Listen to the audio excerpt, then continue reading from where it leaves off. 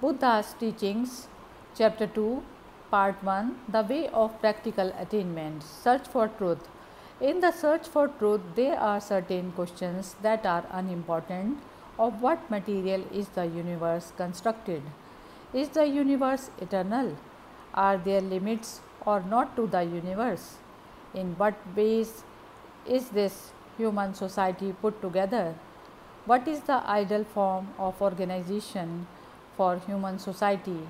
If a man were to postpone his searching and practicing for enlightenment until such questions were solved, he would die before he found the path.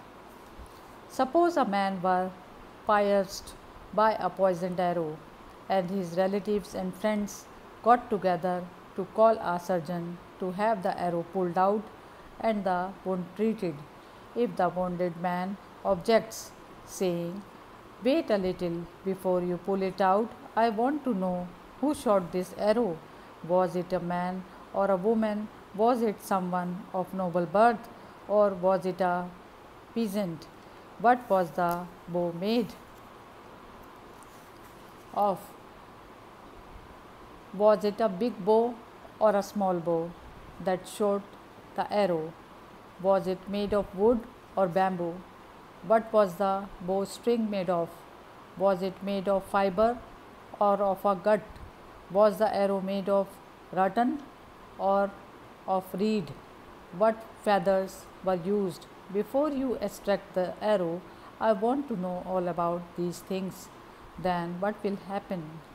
Before all this information can be secured, no doubt the poison will have time to circulate all through the system and the man may die. The first duty is to remove the arrow and prevent its poison from spreading. When a fire of passion is endangering the world, the composition of the universe matters little. What is the ideal form for the human community is not so important to deal with. The question of whether the universe has limits or is eternal can wait until some way is found to extinguish the fires of birth, old age, sickness, and death. In the presence of misery, sorrow, suffering, and agony, one should first search for a way to solve these problems and devote oneself to the practice of that way. The Buddha's teaching contain what is important to know and not what is unimportant. That is, it teaches people that they must learn what they should learn, remove what they should remove, train for what they should become enlightened about. Therefore, people should first discern what is the most important, what problem should be solved first, and what is the most pressing issue for them. To do all this, they must first undertake to train their minds, that is, they must first seek mind control. Suppose a man goes to the forest to get some of the pith that grows in the center of a tree and returns with a burden of branches and leaves, thinking that he has secured what he went after. Would he not be foolish if he is satisfied with the bark, wood for the pitch which he was after? But that is what many people are doing. A person seeks a path that will lead him away from birth, old age, sickness, and death, or from misery, sorrow, suffering, and agony, and yet he follows the path of a little way, notices some little advance, and immediately becomes proud and conceited and domineering. He is like the man who sought pith and went away satisfied with the burden of branches and leaves. Another man, becoming satisfied with the progress he has made by a little effort, relaxes his effort and becomes proud and conceited. He is carrying away only a load of branches instead of the pitch he was seeking. Still another man, finding that his mind is becoming calmer and his thoughts clearer, he too relaxes his effort and becomes proud and conceited. He has a burden of the bark instead of the pitch he was looking for. Then again, another man becomes proud and conceited because he notices that he has gained a measure of intuitive insight. He has a load of the woody fiber of the tree instead of the pith. All of these seekers who become easily satisfied with their insufficient effort and become proud and overbearing relax their efforts and easily fall into idleness. All these people will inevitably face suffering again. Those who seek the true path to enlightenment must not expect any offer of respect, honor, or devotion, and further, they must not aim with a slight effort at a trifling advance in calmness or knowledge or insight. First of all, one should get clearly in mind the basic and essential nature of this world of life and death. The world has no substance of its own, it is simply a vast concordance of causes and conditions that have had their origin solely and exclusively in the activities of the mind that has been stimulated by ignorance, false imagination, desires, and infatuation. It is not something external about which the mind has false conceptions. It has no substance whatever. It has come into appearance by the processes of the mind itself, manifesting its own delusions. It is founded and built up out of the desires of the mind, out of its sufferings and struggles incidental to the pain caused by its own greed, anger, and foolishness. Men who seek the way to enlightenment should be ready to fight such a mind to attain their goal. O my mind, why do you hover so restlessly over the changing circumstances of life? Why do you make me so confused and restless? Why do you urge me to collect so many things? You are like a plough that breaks in pieces before beginning to plough. You are like a rudder that is dismantled just as you are venturing out on the sea of life and death. Of what use are many rebirths if we do not make good use of this life? O my mind, once you caused me to be born as a king, and then you caused me to be born as an outcast and to beg for my food. Sometimes you cause me to be born in heavenly mansions of the gods and to dwell in luxury and in ecstasy. Then you plunge me into the flames of hell. O my foolish, foolish mind, thus you have led me along different paths, and I have been obedient to you and docile. But now that I have heard the Buddha's teachings, do not disturb me anymore and cause me further sufferings. But let us seek enlightenment together humbly and patiently. O my mind, if you could only learn that everything is non substantial and transitory, if you could only learn not to grasp after things, not to covet things, not to give way to greed, anger, and foolishness, then we might journey in quietness, then by serving the bond of desires with the sword of wisdom, being undisturbed by changing circumstances, advantage or disadvantage, good or bad, loss or gain, praise or abuse, we might dwell in peace. O my dear mind, it was you who first awakened faith in us. It was you who suggested our seeking enlightenment.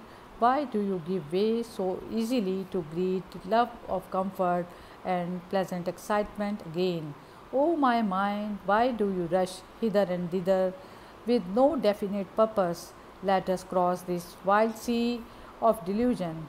Hitherto I have acted as you wished, but now you must act as I wish, and together we will follow the Buddha's teaching. O my mind, these mountains, rivers, and seas are changeable and pain producing.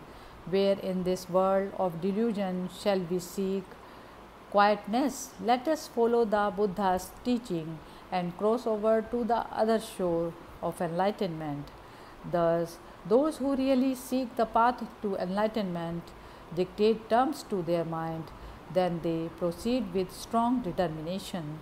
Even though they are abused by some and scored by others, they go forward undisturbed. They do not become angry if they are beaten by fists or hit by stones or gashed by swords. Even if enemies cut their head from the body, the mind must not be disturbed. If they let their mind become darkened by the things they suffer, they are not following the teaching of Buddha. They must be determined, no matter what happened to them, to remain steadfast, unmovable, ever radiating thoughts of compassion and goodwill. Let abuse come, let misfortune come, and yet one should resolve to remain unmoved and tranquil in mind, filled with Buddha's teachings. For the sake of attainment, enlightenment, one should try to accomplish the impossible and one should endure the unendurable. One must give what he has to the last of it. If he is told that to gain enlightenment he must limit his food to a single grain of rice a day, he will eat only that. If the path to enlightenment leads him through fire, he will go forward. But one must not do things for any ulterior purpose. One should do them because it is the wise thing, the right thing to do. One should do them out of a spirit of compassion, as a mother does things for her little child, for her sick child, with no thought of her own strength or comfort. Once there was a king who loved his people and his country and ruled them with wisdom and kindness, and because of it his country was prosperous and peaceful. He was always seeking for greater wisdom and enlightenment. He even offered rewards to anyone who could lead him to worthy teachings. His devotion and wisdom finally came to the attention of the gods, but they determined to test him. A god in disguise as a demon appeared before the gates of the king's palace and asked to be brought before the king, as he had a holy teaching for him. The king, who was pleased to hear the message, courteously received him and asked for instruction. The demon took on a dreadful form and demanded food, saying that he could not teach until he had the food he liked. Choice food was offered the demon, but he insisted that he must have warm human flesh and blood.